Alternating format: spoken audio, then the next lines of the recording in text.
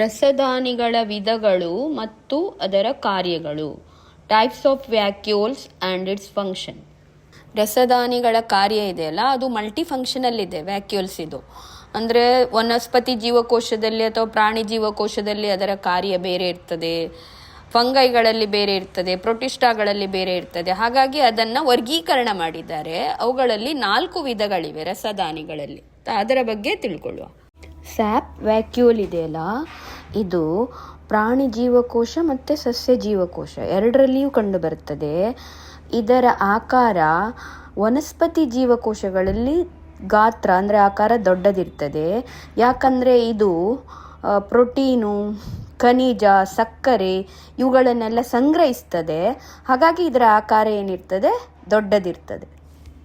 Sap vacuole ಇದೆಯಲ್ಲ, ಇದು ವನಸ್ಪತಿ ಜೀವಕೋಶಕ್ಕೆ ಆಕಾರ ಮತ್ತು ದೃಢತೆಯನ್ನು ನೀಡುತ್ತದೆ. ಈಗ ಇನ್ನೊಂದು ರಸದಾನಿ ಸಂಕುಚಿತ ರಸದಾನಿ, ಅಂದರೆ ಕಾಂಟ್ರಾಕ್ಟೈಲ್ ವ್ಯಾಕ್ಯೂಲ್ಸ್ ಅಂತ ಹೇಳ್ತಾರೆ. ಇದು ಅಮೀಬಾ ಮತ್ತು ಪ್ಯಾರಾಮೀಷಿಯಂ ಜೀವಕೋಶಗಳಲ್ಲಿ ಸಹ ಕಂಡು ಬರ್ತದೆ. ಇದರ ಕಾರ್ಯ ಏನಂದರೆ ಜೀವಕೋಶದಿಂದ ಹೆಚ್ಚುವರಿ ನೀರನ್ನು ಹೊರಹಾಕುವ ಮೂಲಕ ನೀರಿನ ಸಮತೋಲನ ಜೀವಕೋಶದಲ್ಲಿ ಇರ್ತದೆ. ಹಾಗಾಗಿ ಇದಕ್ಕೆ ಏನಂತ ಕರೀತಾರಂತೆ, ಈ ಪ್ರೊಸೆಸ್ಸಿಗೆ ಆಸ್ಮೋ ರೆಗ್ಯುಲೇಷನ್ ಅಂತ ಕರೀತಾರೆ. ಇನ್ನೊಂದು ರಸದಾನಿ ಆಹಾರ ರಸದಾನಿ, ಅದಕ್ಕೆ ಫುಡ್ ವ್ಯಾಕ್ಯೂಲ್ಸ್ ಅಂತ ಕರೀತಾರೆ. ಇಂಥ ಫುಡ್ ವ್ಯಾಕ್ಯೂಲ್ಗಳು ಅಮೀಬಾ ಪ್ಯಾರಾಮೀಷಿಯಂಗಳಲ್ಲಿ ಕಂಡು ಬರುತ್ತವೆ. ಇವು ಏನು ಮಾಡ್ತದಂದರೆ, ಈ ಫುಡ್ ವ್ಯಾಕ್ಯೂಲ್ಸ್ನ ಕಾರ್ಯ ಏನಂದರೆ ಆಹಾರದ ಕಣಗಳನ್ನು ಜೀರ್ಣಿಸಿಕೊಳ್ಳಲು ಸಹಾಯ ಮಾಡ್ತದೆ. ಇನ್ನೊಂದು ವ್ಯಾಕ್ಯೂಲ್ ಇದೆ, ಅದಕ್ಕೆ ಗ್ಯಾಸ್ ವ್ಯಾಕ್ಯೂಲ್ ಅಂತ ಕರೀತಾರೆ. ಇದು ಯಾವ ಸಜೀವಿಗಳಲ್ಲಿ ಕಂಡು ಬರ್ತದಂದರೆ ನೀಲು ಹಸಿರು ಪಾಚಿ ಅಥವಾ ಸೈನೋಬ್ಯಾಕ್ಟೀರಿಯಾ ಇವುಗಳಲ್ಲಿ ಇದು ಕಂಡು ಬರ್ತದೆ.